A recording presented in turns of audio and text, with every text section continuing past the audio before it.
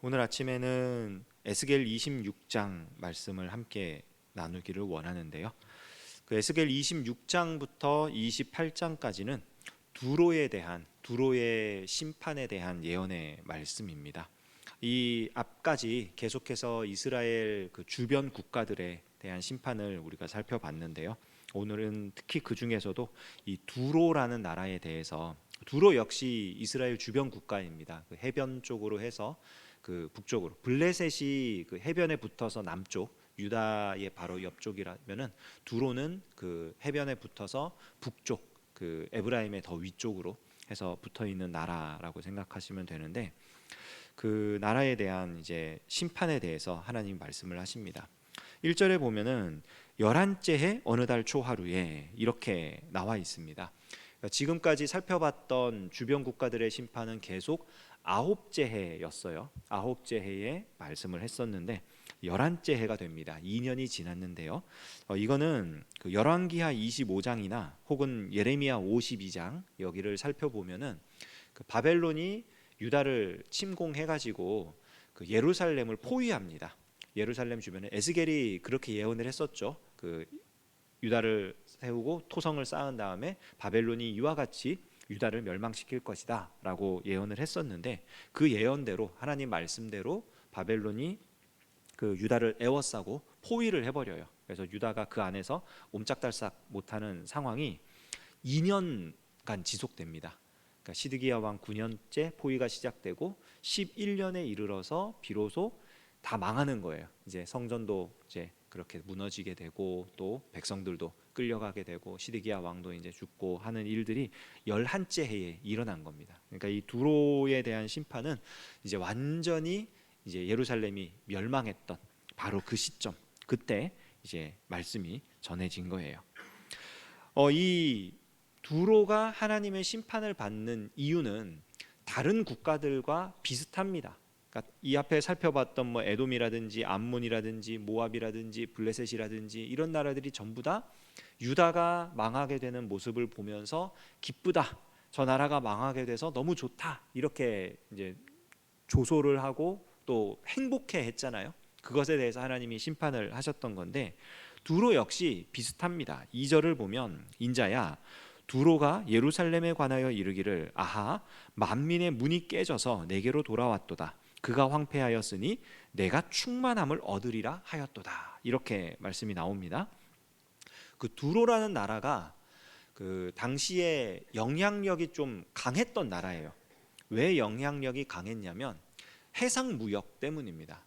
그러니까 두로가 해변 국가 또 섬나라이기 때문에 두로를 통해서 백길, 당시는 비행기가 없잖아요. 그래서 가장 그 많은 양의 물건을 가장 빠르게 옮길 수 있는 게 해상이었어요. 배로 옮기는 거였는데, 그럼 두로까지 배를 타고 와서 이게 애굽이 되었든 혹은 저 유럽 쪽의 나라들이 되었든 배를 타고 지중해 타고 와가지고 쭉 들어와가지고 두로에서, 거기서 이제 두로가 요즘 말로 하면은 허브 역할을 하는 거예요. 그래서 거기서 이제 또 내륙으로 들어가서 이제 뭐 중동으로 가든지 아니면은 뭐 이쪽 뭐 저기 이렇게 가든지 해가지고 그 해상 무역의 중심지가 두로였는데, 그 해상 무역은 두로가 꽉 잡고 있었지만 그 지상 무역, 육로를 이용하는 그 길은 유다가 또 중심지가 될 수 있었어요. 왜냐하면 거기에 이제 그 왕의 대로가 연결되어 있는 지역에 유다가, 이스라엘이 자리를 잡고 있기 때문에 그 육로를 통해서 무역을 할 때는 유다를 통과해서 지나갔고, 그러니까 이 유다에 대해서 예루살렘, 이스라엘 이 나라에 대해서 그런 세계 제국들이 아수르도 그렇고 바벨론도 그렇고 거기를 차지하고 싶었던 게, 거기를 차지하면 육로로 모든 곳을 갈 수 있으니까 거기 차지하고 싶은 거예요. 그랬던 것인데, 이제 유다가 그렇게 망합니다. 예루살렘이 무너집니다. 그러면 두로가 어떻게 생각을 한 거냐면, 아 이제 저 나라가 망했으니까 저 육로까지 우리가 차지할 수 있겠구나. 아니면 저기가 이제 전쟁의 포화가 덮고 있으니까 저 지역은 육로를 피해서 해상 무역의 양이 늘어나겠구나. 우리를 통해서 다니는 그런 이제 물건들이 많아지겠구나 생각하면서 저 나라가 망하면 우리는 더 부자가 될 거다, 이렇게 생각을 한 거예요. 그래서 그 예루살렘이 망하는 모습을 보면서 내가 충만함을 얻으리라. 그러니까 내가 이제 엄청나게 많은 그런 무역을 통해 가지고 여태까지 쌓아왔던 것과는 비교도 안 되게 어마어마하게 대박을 누리게 될 거다라는 지금 희망과 포부를 가지고 얘기를 한 거예요. 저 나라가 망하는 게 당연한 거다, 그게 좋은 거다, 이러면서 있는 건데, 그로 인해서 하나님께서 3절부터 쭉 이제 우리가 읽었던 21절까지 이 두로가 어떻게 망하게 될 것인지에 대해서 말씀을 하시는 겁니다.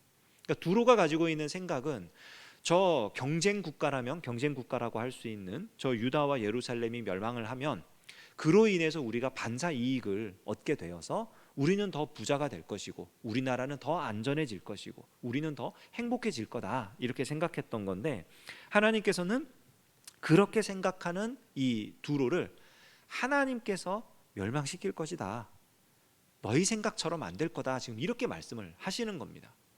그래서 뭐 우리가 다 읽었기 때문에 더 보지는 않을 건데 굉장히 아주 자세하게 말씀하시죠. 여러 민족들이 와가지고 너를 칠 거고 네가 금을 말리는 곳이 될 거고 바벨론의 느부갓네살 왕은 와서 어떻게 해가지고 공략을 할 거고 이렇게 될 거고 말씀하시는데, 역사를 살펴보면은 기가 막히게 하나님 말씀하신 대로 돼요. 그 예루살렘을 멸망시키고 나서요, 바벨론 왕이 거기서 만족하고 물러간 게 아니라 두로까지 차지하려고 자그마치 13년 동안 공격을 합니다. 두로를. 그러니까 두로는 이 예루살렘이 멸망하고 나면은 이제 거기서 끝나고 자기네는 한 걸음 물러나 있으니까 섬나라니까 우리까지는 전쟁의 포화가 미치지 않겠거니 생각했던 건데, 바벨론이 거기서 멈추질 않는 거예요. 해상 무역로까지 자기들이 차지하겠다라고 작정하고 덤벼든 겁니다. 그래서 자그마치 13년 동안 쉬지 않고 공격을 퍼붓습니다. 계속 공격을 당해요. 그래가지고 정말 모양은 남아있지만 그 속은 다 무너질 정도로 그렇게 약해집니다. 약해졌는데 그 후에 바벨론 지나고 페르시아 지나고 그리스 제국이 나타나잖아요. 역사를 보면 그리스 제국 시대 때 그 알렉산더가 이 지역을 지나가다가 그 두로가 섬이에요. 두로의 본성이 섬에 있는데 육지에서부터 본토에서부터 그 섬까지 2.5km 정도 되는 길에다가 뚝을 쌓아 버립니다. 그러니까 육지로 만들어 버리는 거예요. 더 이상 섬나라가 아니라 육지가 되도록 만들어 가지고 이제는 더 이상 그 나라가 해상 무역의 중심지가 되지 않도록, 그래서 그 성에 남아 있던 모든 그런 성곽이라든지 뭐 그런 어떤 건물의 잔해라든지 이런 것들을 전부 다 그 바닷길 쌓는데, 다 뚝길을 쌓는데 써버려요, 알렉산더가. 그래서 결과적으로 하나님 말씀하신 대로 망합니다. 여태껏 해상무역의 중심지로서 이 다른 나라들의 그런 물자를 운반하고 하면서 엄청나게 그 부유함을 누렸던 이 나라가 정말 그냥 이제는 바닷가에 그물 널고 그냥 그렇게 비천한 사람들만 살아남게 되는 그런 나라로 전락을 하게 되는 거죠.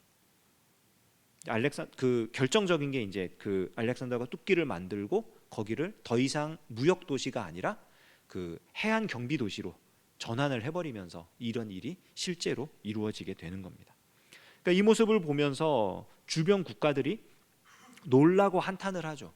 와, 어떻게 이런 일이 있을 수 있을까? 왜 그러냐면은 주변 국가들은 이 두로의 무역을 통해 가지고 이득을 얻던 나라들이에요.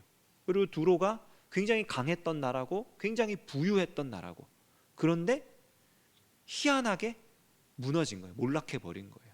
이걸 보면서 한탄하고 놀라고, 결국 그 두로의 그 종착지가 어디냐, 여기 구덩이라고 20절에 구덩이라는 표현이 나오는데, 이 구덩이가 구약 성경에서 사용될 때 그 지옥 혹은 그런 죽음, 무덤 이런 것들을 은유를 하는 그런 표현이거든요. 그러니까 결국 두로라고 하는 나라가 굉장히 강하고 굉장히 부유하고 그리고 전쟁의 위험도 겪지 않을 것 같고 안전할 것 같고 그런 나라였음에도 불구하고 하나님의 그 심판의 손 아래에서 흔적도 없이 무너져 내리는 그런 멸망하게 되는 그런 모습을 하나님의 말씀을 통해서 우리가 먼저 듣고 그리고 역사의 그런 이야기를 통해서 우리가 확인을 하게 되는 그런 걸 우리가 볼 수 있습니다. 오늘 이 말씀을 통해서 우리가 한 두 가지 정도만 생각을 해보면 좋겠어요. 하나는 우리가 다른 사람들과의 관계를 맺을 때 그 두로 같은 경우에 예루살렘의 멸망을 기뻐했던, 두로만이 아니라 사실은 주변의 다른 국가들도 마찬가지죠. 유다와 예루살렘이 멸망당하는 것에 대해서 기뻐하고 즐거워했던 이유는 그 관계가 인격적인 관계보다는 이해관계였기 때문이에요. 저 나라가 망해야 우리가 잘 된다. 우리가 손해를 보지 않으려면 저 사람이 손해를 봐야 된다. 이해관계에 바탕한 그런 관계이기 때문에 저 나라의 멸망, 저 나라의 어떤 파괴 이런 것들이 자기네 나라의 이익이 되니까 행복해하는 거죠. 근데 사실 우리도 그런 경우가 되게 많거든요.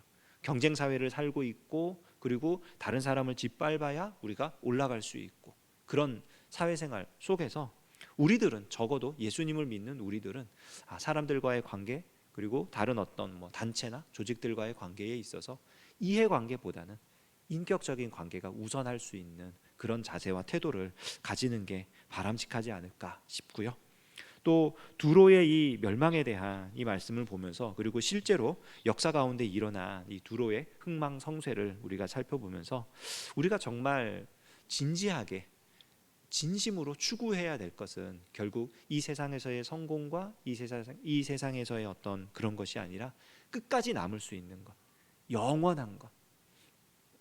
그래서 하나님의 나라가 임하여서 이 옛 하늘과 옛 땅이 새 하늘과 새 땅으로 변할 때에도 끝까지 남아 있을 수 있는 하나님에 대한 믿음, 사랑, 소망 그러한 것들을 우리가 추구하며 그러한 가치를 만들어가며 살아가야 하지 않을까 그런 생각을 해봅니다. 우리가 이 두로의 멸망에 대한 예언의 말씀을 우리가 묵상하면서 우리 하나님께서 기뻐하시는 삶을 살아가도록 또 소원하고 기도하며 실제로 그렇게 살아낼 수 있는 저와 여러분 되시기를 주님의 이름으로 축원합니다. 기도하겠습니다. 하나님 아버지, 세상에서 아무리 강한 나라라 할지라도 아무리 부유한 나라라 할지라도 하나님의 손 아래 있음을 고백합니다. 주님, 우리가 하나님의 통치와 섭리를 믿는다고 한다면 하나님께서 기뻐하시는 모습으로 살아갈 수 있도록 우리 마음과 생각을 주관하여 주시고 우리의 손과 발을 인도하여 주시옵소서. 예수님의 이름으로 기도합니다. 아멘.